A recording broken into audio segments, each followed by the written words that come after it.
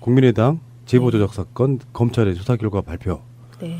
여기에 대해서 국민의당 쪽은 당이 개입하지 않았다고 자기들이 실드를 치고 결과를 보고 객관적으로 보면 당이 개입한 건 맞는데요. 네. 자기들은 이 순서까지는 당이 아니라고 보는 거죠.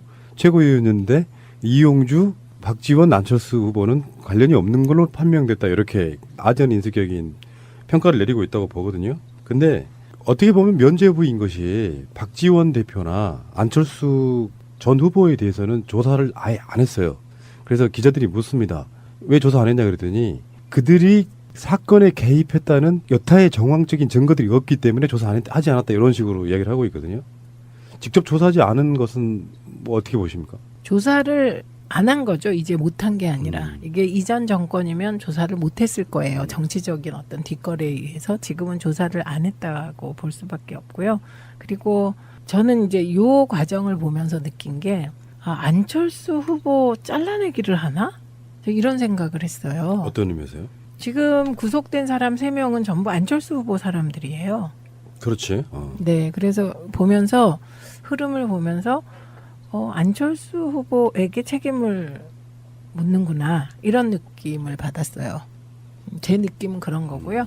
그다음에 박지원 대표의 경우는 저는 36초간 통화한 부분이라든가 바이버를 통해서 보낸 내용들을 종합할 때 조사해야 된다고 생각했거든요.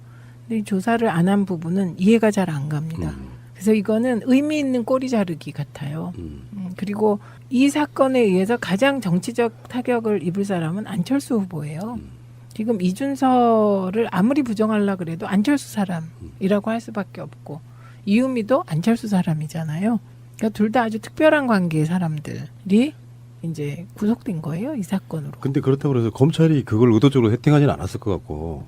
모르겠어요. 네. 왜냐하면 저는 그 박지원 대표가 굉장히 이런 부분에 정말 유능한 지나치게 유능한 분이잖아요.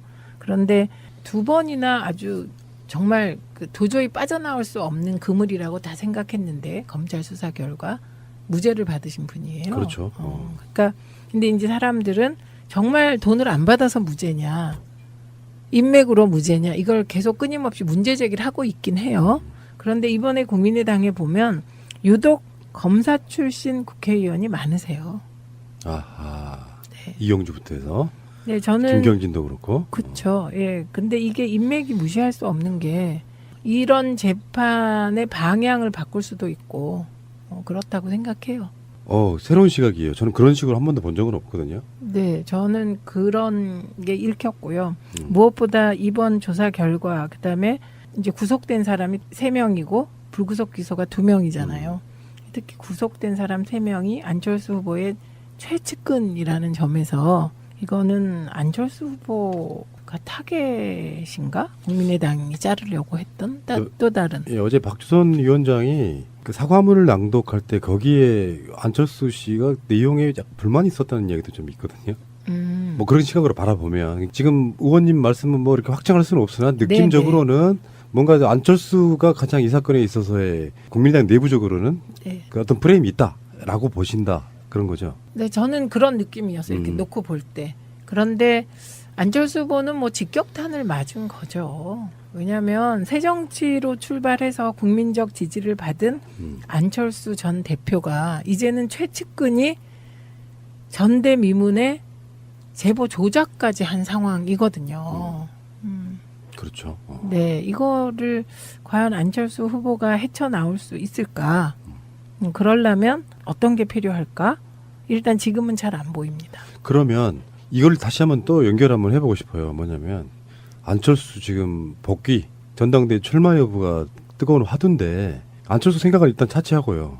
그거 자체가 논란이 되는 것은 뭐 주변에서 안철수 측근들이 불을 지필 수도 있다고 생각을 하는데 문제는 그게 지금 아까 말씀하신 대로만 들으면 국민의당 내에서 그거를 충동질하는 사람들 또는 안철수 심리는 그런 만약에 안철수 잘라내기 분위기 안철수와 이제 선 긋고 가겠다. 독립된 안철수 당이 아닌 당으로 국민당 만들겠다는 흐름이 감진되면 안철수의 측근들은 그것을 반대하는 방법으로 안철수의 복귀를 도모한다. 그런 거에 맥이 닿아 있는 거죠. 이미 그 지역위원장들이 반 이상의 지역위원장들이 안철수 전 대표의 대표 출마를 요구하는 기자회견을 했습니다. 행동에 들어갔어요.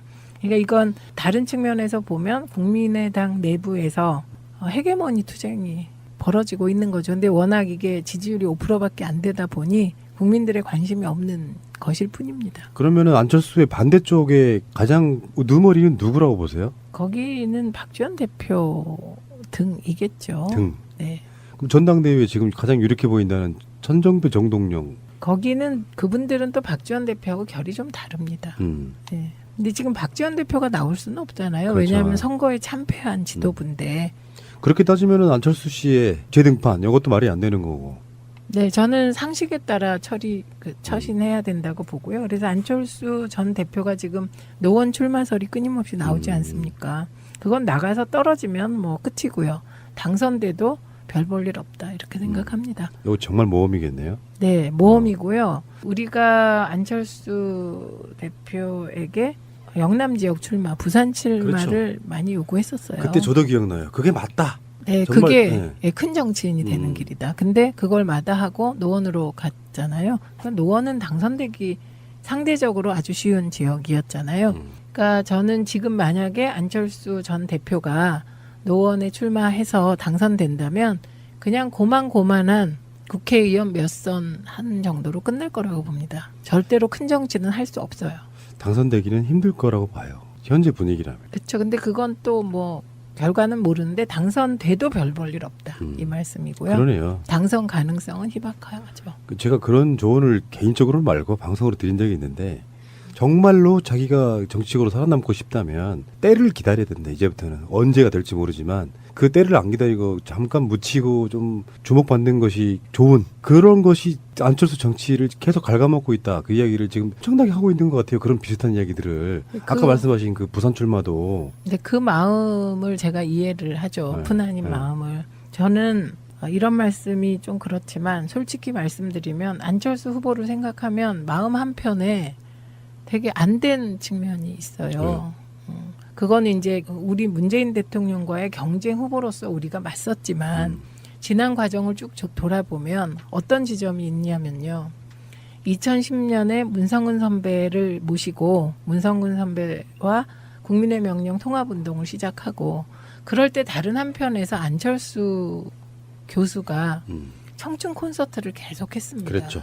그래서 이거 언론의 주목을 받는 그 언론을 통해서 젊은이들에게 무엇인가를 얘기해주고 자기는 새누리 세력의 확장을 반대한다를 분명히 해줬기 때문에 그 2010년의 상황은 어떻게 보면 되게 암담했어요. 어디가 암담했냐? 국민들은 노무현 대통령 돌아가시고 마음속에 뭔가가 꽉 차 있었는데 진보 보수 가릴 것 없이 야당이 세가 되게 약했고 문제의식이 크지 않았거든요. 네, 그런 상황에서 이제 안철수 교수가 계속해서 청순 콘서트를 하면서 미래를 얘기했거든요. 그리고 이제 문성근 선배는 바닥에서 야권 지지자들을 이렇게 막 모으기 시작했어요. 객관적으로 보면 그 두 개의 흐름이 시너지 효과를 내고 있었던 거예요. 예, 바닥이 이렇게 저렇게 바뀌고 무당층이 정치에 관심을 갖게 된 거예요. 안철수 교수로 인해서. 그리고 이런저런 우여곡절 끝에 박원순 시장의 당선에 결정적인 기여를 한 분도 안철수고요. 그렇죠.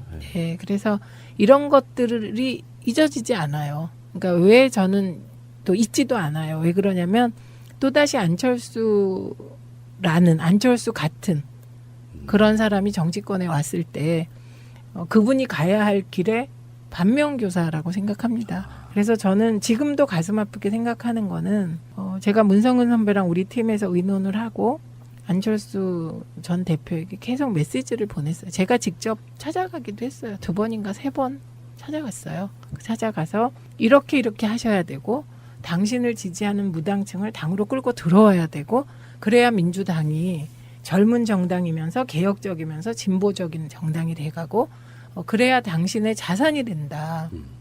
정치는 나중에 가면 사실은 쪽수 싸움이거든요. 그래서 개파를 만들어서 많은 의원들을 밑에 거느리고 싶어 하는데 앞으로의 세상은 의원을 개파에 소속시키는 게 중요한 게 아니라 당원들이 얼마나 나를 지지하냐가 핵심이 될 거다. 그래서 무당파층을 우리 당이 끌어들여서 당신의 지지 기반으로 하라고 말씀드렸어요. 이런저런 통로로 문성근 선배도 몇 번 만나자고 했고 왜냐하면 좋은 자산이라고 생각을 했어요. 그때까지. 그런데 이제 답이 돌아왔죠. 저도 엄청 실망한 사람 중에 하나고요. 그 대목이에요. 네. 손을 누구와 잡았냐. 무당파층과 음. 국민과 손을 잡아야 되는데 막판에 손을 잡은 건 이제 정치를 너무 오래 하신 우리 당 선배들과 손을 잡고 그 순간 결국은 탈당하는 게 예견되어 있었던 거예요. 그렇죠. 네. 왜냐하면 우리 당이 때로 헤매고 때로 흔들리고 때로 국민의 외면을 받았지만 그 민주당에는요. 야당으로서의 60년 그다음에 여당으로서의 10년의 경험이 있는 그 정통 개혁 진보 세력의 DNA가 흐르고 있거든요. 그 DNA가요. 그렇게 몇 명이 흔든다고 흔들어지지 않습니다. 그렇죠. 예. 그런 이야기를 한 사람들이 있었어요. 그 안철수를 보고 정치판에 스티브 잡스가 오는 줄 알았더니 결국은 이명박이 왔다. 뭐 이렇게 표현하는 사람도 있었고. 안타깝죠. 네. 근데 저는 그거를 다 역동적인 과정으로 보거든요. 스티브 잡스가 될 수도 있었어요. 맞아요. 순간순간의 선택에 의해서. 근데 그 이명박이 되었다는 비아냥을 받는 선택들을 해나가신 거고 그러다가 결국은 최측근이 제보 조작을 하는 사태에 이른 거거든요. 그래서 저는 이게 이제 정치를 같이 하면서요. 그 정치인들은 서로 경쟁하고 상대를 죽이려고 하고 그렇게 생각하시겠지만 그렇게만 하면 정치가 지금까지 못 왔겠죠. 그래서 괜찮은 지도자감이라고 생각하면 음으로 양으로 다 덮게 되거든요. 키워야 되니까. 그런 측면에서 길을 생각해 보는 거죠. 어떻게 하면 다시 살아날까. 그게 지금은 잘 안 보인다. 그리고 민주당에 너무 좋은 사람이 많다. 그러네.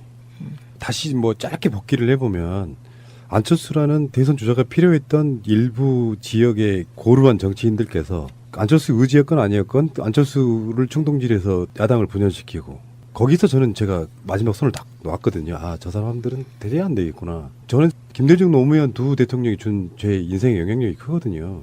김대중 대통령은 바라지 않았을 거라는 생각이 딱 그 기준이었어요. 당을 새로 만들어 나간다는 개념이. 그러면서 친문 패권 그렇게 뛰쳐나간 거잖아요. 네. 그 후로 이 사람들은 정말로 좋은 정치할 사람들은 아니구나 이렇게 봤던 기억이 나고 어쨌건 안철수 씨는 마지막으로 하나만 여쭤볼게요.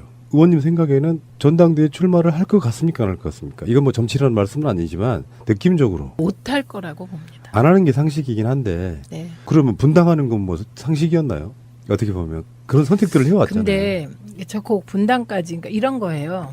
분당에 명분이 있었습니다. 그런데 그 분당의 명분도 그 시기 민심의 흐름 하나를 반영하고 있었어요. 제가 선거하면서 느꼈어요. 그러니까 지역구를 뛰다 보면 젊은 층이 왜 내가 민주당을 찍어야 돼요. 그러니까 그때는 이제 안타깝게 제가 좀 더 저를 알리는 데 주력을 했으면 좀 나았을 텐데 그냥 당으로 보는 거니까요. 민주당도 거대 정당이고 사실은 보수 정당 아니야. 그리고 새누리당하고 무슨 차이가 있어 너네 당이. 이런 분위기가 젊은 층 사이에 광범위하게 있었고 그거를 깰 수가 없었어요. 그러니까 양대 기득권 정당으로는 갈등이 심해져서 싸움이나 해서 이게 이제 제3정당이 필요하다. 이 갈등을 조정할 수 있는 새로운 지대. 이것까지는 괜찮은 생각이었어요. 근데 그 방식이 누구 하냐. 여기서 깨졌다고 봅니다. 있을 거예요. 정치적인 어떤 뒷거래에 의해서 지금은 조사를 안 했다고 볼 수밖에 없고요. 그리고 저는 이제 이 과정을 보면서 느낀 게 안철수 후보 잘라내기를 하나? 이런 생각을 했어요. 어떤 의미에서요? 지금 구속된 사람 3명은 전부 안철수 후보 사람들이에요. 그렇지. 네, 그래서 보면서 흐름을 보면서 안철수 후보에게 책임을 묻는구나 이런 느낌을 받았어요. 제 느낌은 그런 거고요. 그다음에 박지원 대표의 경우는 저는 36초간 통화한 부분이라든가 바이버를 통해서 보낸 내용들을 종합할 때 조사해야 된다고 생각했거든요. 근데 이 조사를 안 한 부분은 이해가 잘 안 갑니다. 그래서 이거는 의미 있는 꼬리 자르기 같아요. 그리고 이 사건에 의해서 가장 정치적 타격을 입을 사람은 안철수 후보예요. 지금 이준서를 아무리 부정하려 그래도 안철수 사람이라고 할 수밖에 없고 이유미도 안철수 사람이잖아요. 그러니까 둘 다 아주 특별한 관계의 사람들이 이제 구속된 거예요, 이 사건으로. 근데 그렇다고 해서 검찰이 그걸 의도적으로 세팅하지는 않았을 것 같고. 모르겠어요. 네. 왜냐하면 저는 그 박지원 대표가 굉장히 이런 부분에 정말 유능한, 지나치게 유능한 분이잖아요. 그런데 두 번이나 아주 정말 그 도저히 빠져나올 수 없는 그물이라고 다 생각했는데 검찰 수사 결과 무죄를 받으신 분이에요. 그렇죠. 그러니까 근데 이제 사람들은 정말 돈을 안 받아서 무죄냐, 인맥으로 무죄냐, 이걸 계속 끊임없이 문제 제기를 하고 있긴 해요. 그런데 이번에 국민의당에 보면 국민의당 제보조작 사건 검찰의 수사 결과 발표. 네. 여기에 대해서 국민의당 쪽은 당이 개입하지 않았다고 자기들이 실드를 치고 결과를 보고 객관적으로 보면 당이 개입한 건 맞는데요. 네. 자기들은 이 준서까지는 당이 아니라고 보는 거죠. 최고위원인데 이용주, 박지원, 안철수 후보는 관련이 없는 걸로 판명됐다. 이렇게 아전 인수격인 평가를 내리고 있다고 보거든요. 근데 어떻게 보면 면죄부인 것이 박지원 대표나 안철수 전 후보에 대해서는 조사를 아예 안 했어요. 그래서 기자들이 묻습니다. 왜 조사 안 했냐 그랬더니 그들이 사건에 개입했다는 여타의 정황적인 증거들이 없기 때문에 조사 하지 않았다. 이런 식으로 이야기를 하고 있거든요. 직접 조사하지 않은 것은 뭐 어떻게 보십니까? 조사를 안 한 거죠. 이제 못한 게 아니라. 이게 이전 정권이면 조사를 못했. 유독 검사 출신 국회의원이 많으세요. 아하. 네. 이용주부터 해서 네, 저는 김경진도 그렇고. 그렇죠. 예. 근데 이게 인맥이 무시할 수 없는 게 이런 재판의 방향을 바꿀 수도 있고 그렇다고 생각해요. 새로운 시각이에요. 저는 그런 식으로 한 번도 본 적은 없거든요. 네, 저는 그런 게 읽혔고요. 무엇보다 이번 조사 결과 그다음에 이제 구속된 사람이 3명이고 불구속 기소가 2명이잖아요. 특히 구속된 사람 3명이 안철수 후보의 최측근이라는 점에서 이거는 안철수 후보가 타겟인가? 국민의당이 자르려고 했던 또 다른. 예, 어제 박주선 위원장이 그 사과문을 낭독할 때 거기에 안철수 씨가 내용에 불만이 있었다는 이야기도 좀 있거든요. 뭐 그런 시각으로 바라보면 지금 의원님 말씀은 뭐 이렇게 확정할 수는 없으나 느낌적으로는 뭔가 안철수가 가장 이 사건에 있어서의 국민의당 내부적으로는 네. 그 어떤 프레임이 있다라고 보신다 그런 거죠. 네, 저는 그런 느낌이었어요. 이렇게 놓고 볼 때. 그런데 안철수 후보는 뭐 직격탄을 맞은 거죠. 왜냐하면 새정치로 출발해서 국민적 지지를 받은 안철수 전 대표가 이제는 최측근이 전대미문에 제보 조작까지 한 상황이거든요. 그렇죠. 네, 이거를 과연 안철수 후보가 헤쳐나올 수 있을까? 그러려면 어떤 게 필요할까? 일단 지금은 잘 안 보입니다. 그러면 이걸 다시 한번 또 연결 한번 해보고 싶어요. 뭐냐면 안철수 지금 복귀 전당대회 출마 여부가 뜨거운 화두인데 안철수 생각을 일단 차치하고요. 그거